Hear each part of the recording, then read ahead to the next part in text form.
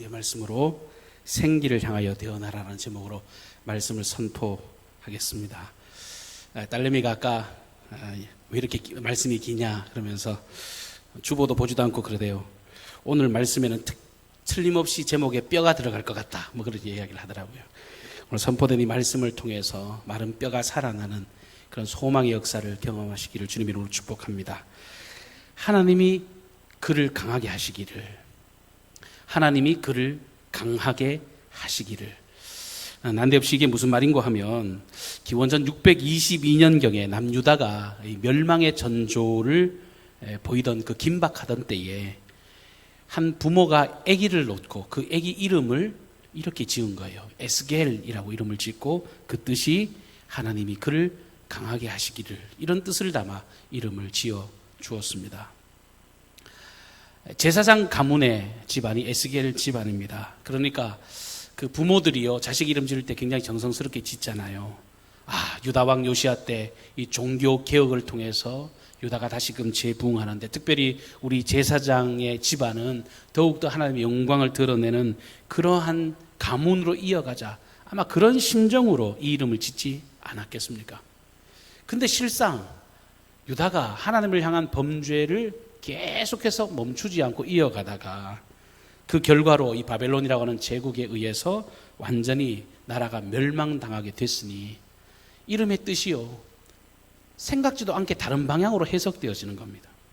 하나님이 그를 강하게 해주십시오. 하나님이 그를 강하게 해주십시오. 이제는 나라 잃은 그 슬픔, 이 절망의 시대 속에서 살아남았으면 좋겠습니다라고 하는 간절한 기대와 소망을 담은 그런 뜻으로 변하게 된 것입니다. 이방나라 바벨론에 의해서 이 하나님의 성전이요, 무참하게 짓밟혔습니다. 성전이 유린당하고 성전과 그리고 다윗 그 어떤 왕과의 보물들, 수없이 많은 그 은금 보물들이 다 이방인의 손에 빼앗겨 버렸습니다. 3번에 걸쳐서 바벨론이 침공을 하는데요, 2번째 침공했을 그 당시에 이 에스겔도 그 당시에 많은 젊은이들 그리고 많은 귀족들과 함께 이 바벨론 땅의 포로로 끌려가는 신세가 되었습니다.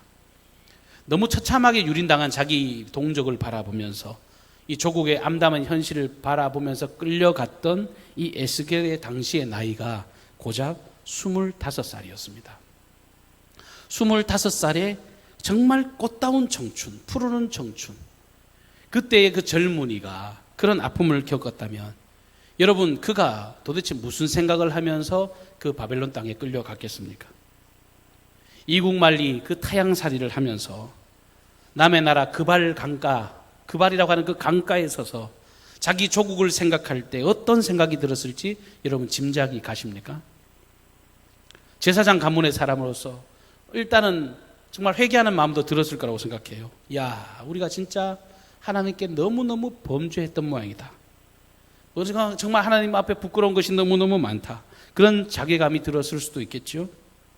아니면은 흔히 지금 우리나라의 젊은이들이 하는 말처럼 이제는 다 끝났다, 이제 포기해야 되겠구나, 내 꿈도 사라지고 내가 이제 도대체 무슨 내가 소망을 가질 수 있겠는가, 조국의 미래가 없는데 나도 이제 모든 것을 다 포기해야 되겠구나, 이런 생각으로 낙심했을 수도 있겠습니다.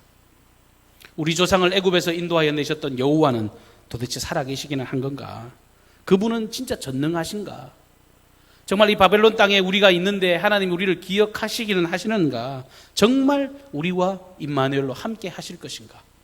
그런 생각이요, 꼬리에 꼬리를 물어서 계속해서 이어져서 그의 너희를 스쳐갔을 것입니다. 이와 같은 절망의 현장에, 아무도 없어 보이는 그 현장에 오늘 하나님께서는요, 이 에스겔을 찾아가십니다. 아니, 정확하게로 말씀드리면 에스겔의 문제 가운데 있는 그 현장 가운데로 주님이 친히 찾아오셨습니다. 그리고 그의 손을 붙잡고 정말 엄청난 비전의 현장 가운데로 이끌어 가시는데, 그 현장이 오늘 우리가 읽은 이 본문 말씀의 내용이 되겠습니다.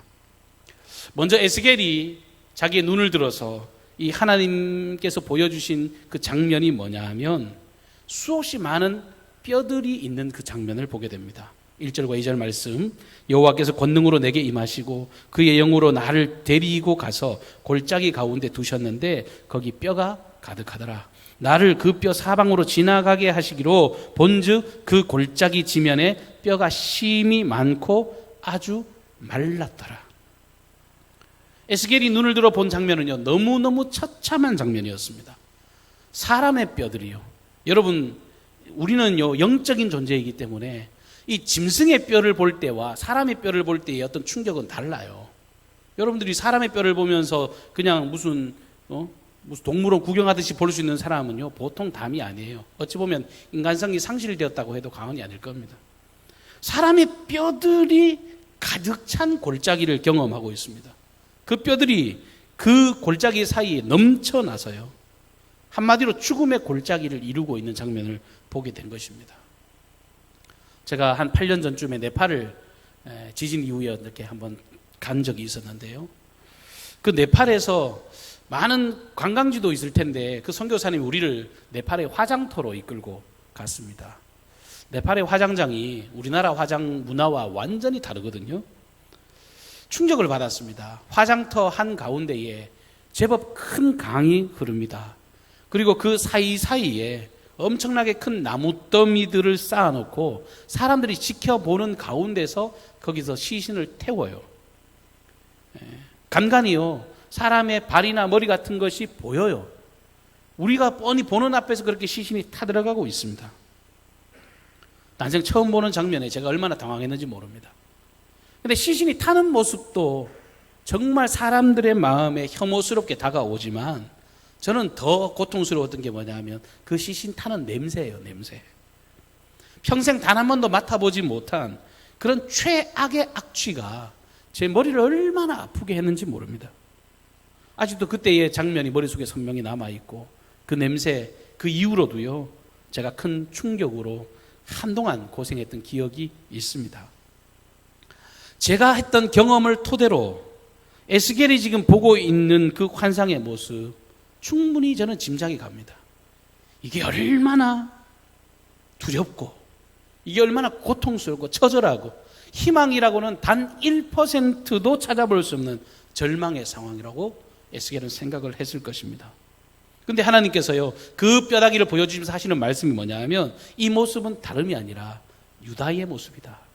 너희 백성, 이스라엘 백성의 상태라 라고 말씀을 해주시는 겁니다. 11절 말씀 읽진 않았습니다만 제가 대신 읽어드리겠습니다. 또 내게 이르시되 인자야, 이 뼈들은 이스라엘 온 족속이라. 그들이 이르기를 우리의 뼈들이 말랐고 우리의 소망이 없어졌으니 우리는 다 멸절되었다 하노라.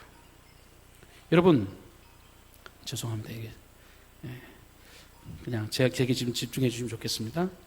이미 국권을 상실한 이스라엘은 실제로 죽어 있는 겁니다.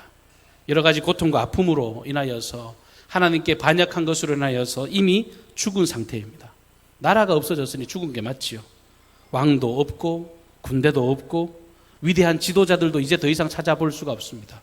에스겔과 같은 이 젊은이들도요, 남의 땅에 포로로 끌려와 있지 그 나라에서는 지금 찾아보기 어려운, 그야말로 국권이 완전히 상실된, 어떤 재건도 바라볼 수 없는, 희망도 바라볼 수 없는 그런 죽은 상태, 그것이 유다의 현 주소였다고 하는 것입니다. 실제로 메마른 뼈조각과 같이 나라의 운명이 완전히 다 끝이 나 버린 것입니다. 조국의 현실이 그렇습니다. 말라 삐뚤어진 마른 뼈 골짜기, 죽음의 무더기. 근데 뿐만 아니라 이렇게 외적으로 보여지는 것만 이 뼈조각이 아니라 이 이스라엘 백성들의 영적인 상태조차도 이 죽은 해골에 불과했다는 겁니다. 이스라엘이 어떤 나라입니까? 하나님이 통치하시는 나라입니다. 택한 선민, 하나님의 백성이었습니다. 그런데 하나님을 왕으로 섬기고 그분의 뜻을 따르고 하나님께 순종하며 살아야 될 그 백성들이 이제는 하나같이 다 영적으로 타락해 버렸습니다. 하나님 필요 없다는 거예요. 하나님 아니고 우리가 얼마든지 살 수 있다라고. 실제로 마지막 유다가 멸망하는 그 순간에 왕이 했던 행동은 뭐냐면 주변에 애굽에 빌붙어가지고 애굽에 굽신굽신거리면서 정말 도움을 청하면서 주변 열강의 눈치를 살피기에 급급했습니다. 우상을 숭배하는 것을 정말 너무 당연한 것처럼 숭배했고 부도덕하게 살면서 수없이 많은 죄를 지었습니다. 하나님께 불순종하는 삶을 살았습니다. 하나님께서 그 길에서 돌이키라고요 수없이 많이 경고하시고 수없이 많은 선지자들을 그들에게 보내셨건만 그들은 그 이야기를 귓등으로도 듣지 않았습니다. 오히려 하나님의 말씀을 전하는 그 선지자들을 미워하고 심지어는 잡아 죽이기까지도 했습니다. 백성들은 그저 자신의 마음에 내키는 대로 쾌락과 향락의 길을 쫓아 살았고 선하신 하나님의 길을 저버리고 부패의 삶을 살았던 겁니다. 그래서 그들의 영은 완전히 메말라 죽어 오늘 에스겔이 바라보고 있는 그 뼈다귀와 같이 그들은 죽어 있었습니다. 여러분, 소망이 없습니다. 절망의 상태입니다.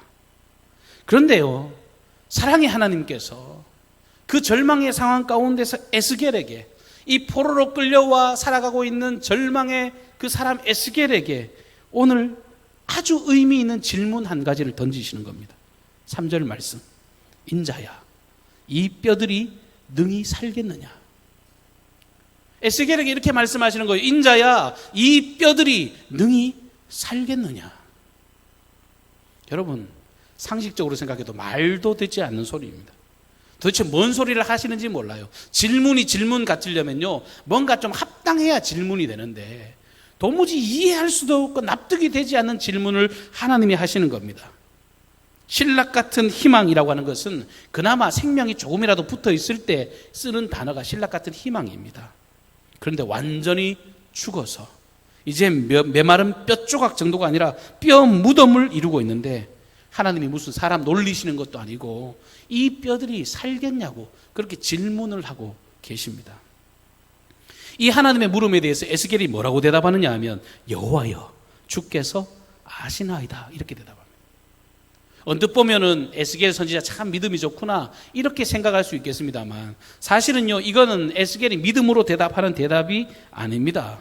절대로 하나님의 전능성을 기대하면서 그렇게 기대하면서 드리는 그러한 신앙 고백 같은 것이 아닙니다. 왜 그래요?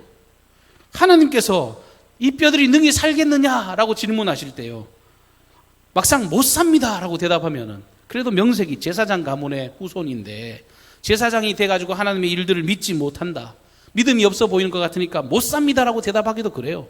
근데 입을 열어서 삽니다 라고 대답하기에도 용기가 생기지가 않는 거예요. 아무리 상식적으로 생각해도 황당하고 전혀 불가능해 보이는 일 같으니까 삽니다라는 대답도 못하고 그래서 어영부영 대답한 것이 예, 주께서 아십니다 이렇게 대답을 할 수밖에 없었던 것입니다. 이게 인생이 가진 현실이에요. 믿음을 이야기하지만 절망의 상황을 바라보면서 인생이 할 수 있는 딱 한계예요. 그걸 내가 어떻게 합니까? 내가 그걸 어떻게 합니까? 이게 인생의 한계란 말입니다. 근데 하나님의 생각과 이 인생의 생각은요, 완전히 다릅니다. 하나님의 계획과 그 에스겔의 생각은 완전히 달랐습니다. 달라도 너무너무 달라요. 연약한 인생의 한계로는 절대로 기대하거나 생각하지도 못할 엄청난 계획을 하나님은 에스겔을 향해서 이스라엘 백성들을 향하여 가지고 계셨던 겁니다. 제가 본문 4절과 6절까지 제가 다시 한번 읽도록 하겠습니다. 마른 뼈들아, 여호와의 말씀을 들을지어다. 주 여호와께서 이 뼈들에게 이같이 말씀하시기를 내가 생기를 너희에게 들어가게 하리니 너희가 살아나리라. 너희 위에 힘줄을 두고 살을 입히고 가죽으로 덮고 너희 속에 생기를 넣으리니 너희가 살아나리라. 또 내가 여호와인 줄 너희가 알리라 하셨다 하라. 도무지 회생 가능성 없어 보이는 그 뼈들을 향해서 하나님께서는요, 친히 말씀하시는 게 아닙니다. 네가 직접 이 뼈들을 향해서 대언해라. 네 입술을 열어서 그 메마른 뼈를 향하여서 대언하라라고 말씀하십니다. 죽어있는 사망의 자리, 절망의 자리, 도무지 회생할 가능성이 전혀 없어 보이는 그 자리를 향해서 네 입을 열어서 선포하라라고 말씀하시는 겁니다. 에스겔이 주의 말씀에 순종하여 이 말씀을 선포했더니 놀라운 일이 벌어집니다. 뼈들이 움직이기 시작하더니요, 이 뼈 저 뼈가 맞아떨어지고 정말 뼈들이 서로 연결되어집니다. 그리고 뼈에 힘줄이 붙고 살이 차오르기 시작하더니 그 위에 피부도 덮여지고 나중에 사람의 형체로 변화되어지는 엄청난 놀라운 일이 그의 눈앞에서 펼쳐지는 것입니다.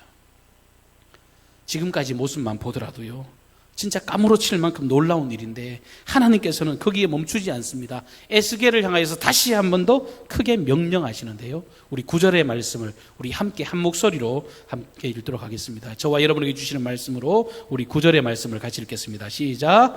또 내게 이르시되 인자야 너는 생기를 향하여 대언하라. 생기에게 대언하여 이르기를 주 여호와의 말씀에 생기야 사방으로부터 와서 이 사망을 당한 자에게 불어서 살게 하라 하셨다 하라. 아멘. 오늘 말씀해 보시면 여러 차례 하나님께서 에스겔을 부르실 때 부르는 호칭이 있습니다. 뭐라고 부르시죠? 인자야, 명자야, 숙자야 이런 거 아닙니다. 인자야, 이 무슨 뜻입니까? 사람의 아들아 아닙니까? 사람의 아들아. 너는 사람의 아들이다. 히브리어로 사람이라고 하는 단어가요, 아다마라고 하는 단어인데, 아다마는 다른 게 아니라 흙입니다. 흙. 아담이 거기서 나온 거죠. 아담아, 사람아, 흙아. 너는 흙의 아들이라는 겁니다. 창조주 하나님께서 사람을 창조하고 난 뒤에 정말 이렇게 말씀하시잖아요. 너는 흙이니 흙으로 돌아갈지니라. 이게 인생의 현 주소예요. 이렇게 아무런 소망도 능력도 어찌 보면 한 줌 흙과 같이 아무런 가치 없는 인생에게 인자야 부르시면서요, 거기에 엄청난 놀라운 권능을 더해 주시는 겁니다. 하나님의 권능의 말씀이 뭡니까? 생기를 향하여 대언하라. 보잘것없는 흙덩이이지만 하나님께서 그에게 말씀하시는 거예요. 네 입을 열어서 네가 생기를 향해서 대언해라. 여러분, 생기라는 것 많이 들어보시잖아요. 루아흐, 하나님의 영, 바람, 숨 이런 것들로 번역될 수 있는 단어인데요. 창세기 2장에는요 하나님께서 흙으로 사람을 빚으시고 난 뒤에 그걸로 끝이 아닙니다. 거기에 생기를 부어 생명이 되게 하셨다고 기록하고 있습니다. 하나님의 호흡을 불어넣어서 하나님의 영을 불어넣어서 정말 이 흙덩이를 만물의 영장인 사람으로 빚으신 겁니다. 오늘 에스겔에게 네가 일어나서 그 일을 행하라고, 네가 대언해서 생기에게 대언해서 이 일을 감당하라고 명령을 하고 계신 겁니다. 비록 죽음의 공포와 두려움으로 사로잡힌 현장이었지만, 그것을 돌파할 수 있는 아무런 능력도 소망도 없는 상태였지만 하나님의 권능으로 이제 새로운 소망을 꿈꾸게 하시는 겁니다. 생기를 향하여 태어나라. 이 전능자의 그 위엄 앞에 그 말씀에 순종하게 될 때 위대한 하나님의 일을 보게 하십니다. 사랑하는 성도 여러분, 이 사실을 믿으시기를 바랍니다. 요한복음 11장에 보면요, 죽은 지 나흘이 되어서 썩어 냄새나는 문제 현장에 사람들이 예수님께서 찾아왔음에도 불구하고 그 눈물을 감추지 않습니다. 왜요? 끝났거든요. 아무런 소망이 없거든요. 예수가 오면 뭐해? 이미 나사로는 죽었는데, 죽은 지가 나흘이 됐는데, 썩어 냄새가 나는데, 근데 주님이 가셔서요, 나사로야 나오라 명령하실 때 그 나사로가요 배를 동인 채로, 정말 시신인 그 상태에서 배를 동인 채로 그대로 살아나온 것을 성경은 기록하고 있습니다. 예수님께서 가시는 곳마다 이 나인성 과부의 아들이 살아나고요, 이 야이로의 딸이 생명을 얻게 되었습니다. 생명의 근원이신 우리 주님께서는요, 요한복음 5장 25절에 이와 같이 말씀하십니다. 진실로 진실로 너희에게 이르노니 죽은 자들이 하나님의 아들의 음성을 들을 때가 오나니 곧 이때라. 듣는 자는 살아나리라. 예수의 놀라운 권능과 능력이 전해지는 곳곳마다 삶이 살아나고 회복될 것을 성경은 우리에게 증언하고 계세요. 이번 한 주간 지나면서 맨날 보는 게 뉴스 아니겠습니까? 4차 대유행이라고 하면서 서울 경기 지역에 1000명이 넘는 확진자들이 이렇게 생겨나는 것을 봅니다. 서울 사람들 참 혼란스럽겠구나. 실제로 경기에 부천에서 목회하고 계신 우리 동료 목사님께 한번 전화를 드렸더니 정말 우리가 느끼는 체감과 그분들이 느끼는 체감이 사뭇 다르다는 것을 경험하게 됩니다. 2년이 넘는 시간 동안 전 세계는 이 코로나로 인한 공포와 두려움 가운데 숨죽이고 살아가고 있습니다. 근데요, 사실 비단 코로나뿐만 아니라 여러분 인생, 그 아담아 흙이라고 하는 그 존재 자체가 이 고난의 현장을 살아가고 있는 것, 그것에 대해서 부인할 수가 없습니다. 인생이라는 것 자체가 고해요. 이 해골 골짜기와 같은 삶이라고 하는 것을 인생을 오래 사신 분들이라면 더욱더 이 사실에 대해서 인정을 하실 수밖에 없을 것입니다. 근데 성경은 그 원인을 뭐라고 이야기하시는가 하면 공중권세 잡은 자 마귀가 죄악으로 인하여서 파괴된 이 세상을 온갖 저주와 아픔과 고통으로 지배하고 있기 때문이라고 그렇게 말씀하고 계세요. 마귀가 이 세상을 통치하니까, 공중권세 잡은 자가 우리의 삶을 붙잡고 있으니까 늘 고통과 아픔의 세상을 우리는 치울 수가 없는 겁니다. 보세요. 질병으로, 전염병으로, 다툼과 분쟁과 살인, 그리고 사치와 향락과 전쟁, 기아, 가뭄, 홍수, 수없이 많은 기상이변. 얼마 전에는 팍 멀쩡한 하늘에 우박이 쏟아져 가지고요, 그 농작물 다 망치는 것을 뉴스로 경험하지 않습니까? 날마다 이 메마른 뼈와 같은 절망의 나날들이 우리에게 엄습해 오고 있습니다. 우울증이 얼마나 많은지. 요즘 우울증은요, 감기 환자보다도 더 많다 그래요. 우울증과 공황장애, 마치 귀신 들린 자처럼 정신분열에 시달리고 마약 중독으로 정말 허덕이는 그런 아픔의 시대를 우리가 살아가고 있습니다. 여러분, 사람들이 왜 중독에 빠집니까? 사람들이 왜 자살을 선택할까요? 우리가 막 흔히 하는 말로 저 사람들 참 어리석다, 참 답답하다 그렇게 이야기하지만 왜 그럼에도 불구하고 그 사람들이 그 길을 향해서 달려갈까요? 중독에 빠져 헤어나오지 못할까요? 이유는 간단해요. 길을 몰라서 그래요. 길을 모르니까 그런 겁니다. 길이 없어서 여기저기 찾다가 못 찾으니까 그들이 선택한 게 뭐예요? 죽음의 골짜기로 가는 거예요. 해골 무더기를 향해서 자기도 모르게 그 길을 향해 치닫아 가는 것입니다. 근데요, 우리가 분명히 기억할 것이 있습니다. 우린 하나님의 귀한 자녀로서 오늘 이 말씀 앞에서 우리가 분명히 들어야 될 음성이 있습니다. 실패와 절망으로 가득한 이 세상 속에서 우리가 낙심하고 주저하고 쓰러져 있지 말고 오늘 주님의 음성을 들어야 돼요. 주님의 명령을 들어야 합니다. 주의 음성을 듣고 우리가 일어나 외쳐야 한다는 겁니다. 죄와 사망의 모든 결박을 벗어버리고 승리의 함성, 하나님께서 회복하실 그 능력의 함성을 우리의 입술로 외쳐야 한다는 것입니다. 요한복음 8장 32절에 진리를 알지니 진리가 너희를 자유케 하리라 라고 약속하셨습니다. 진리가 우리에게 들어오면요, 우리가 놀라운 자유와 해방을 경험하게 될 것이라고 약속을 하십니다. 그럼 여러분, 진리가 뭡니까? 성경이 말씀하신 진리가 뭐예요? 요한복음 14장 6절은 분명히 말씀하십니다. 내가 곧 길이요 진리요 생명이니 나로 말미암지 않고는 아버지께로 올 자가 없느니라.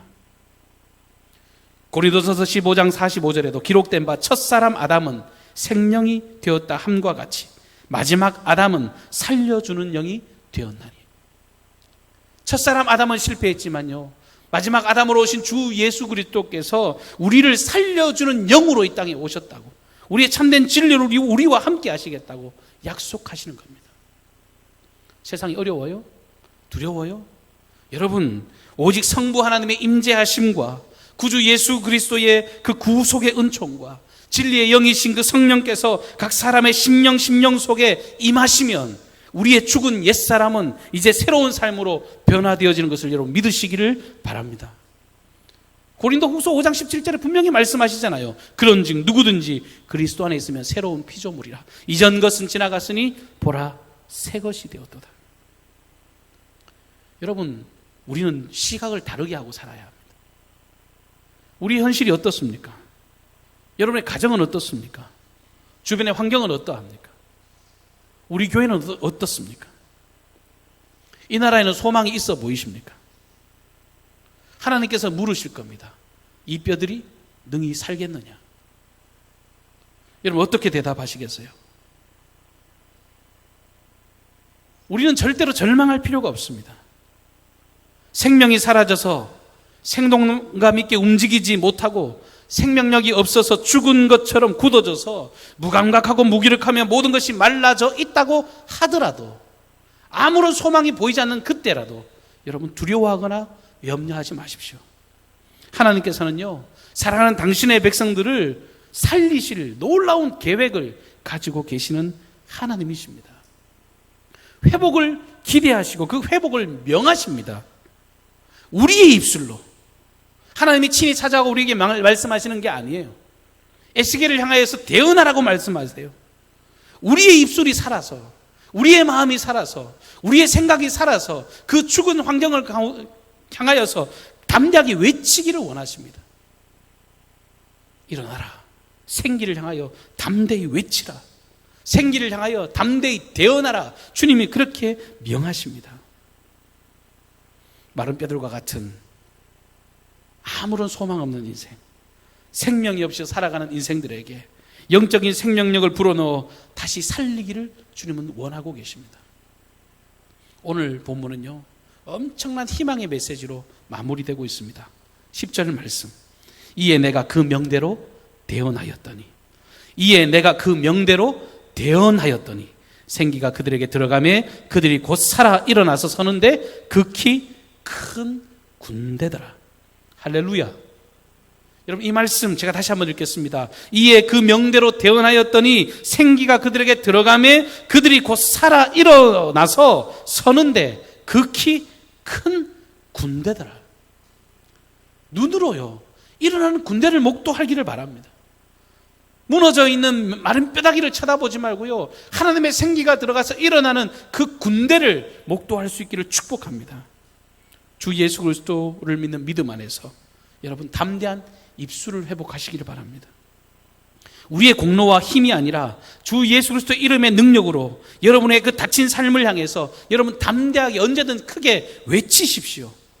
생기를 향해 대언하시기를 바랍니다. 어떤 사람은 입만 열면 죽겠다, 죽겠다, 죽겠다. 여러분, 그런 사람은요, 필연적으로 죽을 수밖에 없어요. 너희들의 말이 내 귀에 들린 대로 내가 시행하리라고 주님은 그렇게 말씀하십니다. 여러분, 언어를 고치십시오.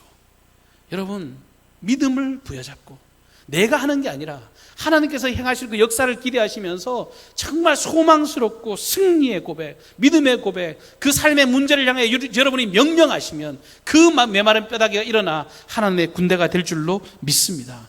그 회복의 은혜를 누리시는 저와 여러분의 복된 발걸음 되시기를 주님의 이름으로 축복합니다. 기도하십시다. 고마우신 주님, 은혜를 감사합니다. 우리를 사랑하셔서 하나님의 복된 자녀로 우리를 삼아 주신 줄로 믿습니다. 세상 여러 가지 문제들과 어려움이 여전히 우리에게 엄습하고 이 메마른 뼈조각이 우리의 삶의 현실일지 모르겠지만 하나님은 우리에게 말씀하십니다. 인자야, 이 뼈들이 능히 살겠느냐? 주여 에스겔처럼 주저하지 않도록 도와주시고 하나님이 나와 함께 하시면 능치 못함이 없습니다. 예, 살아나고 말고요. 그렇게 믿음으로 시인하는 복된 음성이 되게 하여 주시옵소서. 우리 사랑하는 권속들에게 믿음을 주셨습니다. 삶의 여러 가지 조건들 속에서 낙심하는 인생 걷지 않도록 도와주시고 살아계신 주님의 권능과 능력으로 덧입혀 정말 이 땅을 온전히 승리하는 믿음의 걸음 걷게 하여 주시고 삶의 시온에 들어가 활짝 열려지는 귀한 복을 누리게 하여 주시옵소서. 우리의 가정과 교회와 우리의 모든 생업의 현장 가운데 하나님의 나라 천국이 온전히 임하기를 간절히 소망하옵고 예수님의 존귀하신 이름으로 기도하옵나이다. 아멘.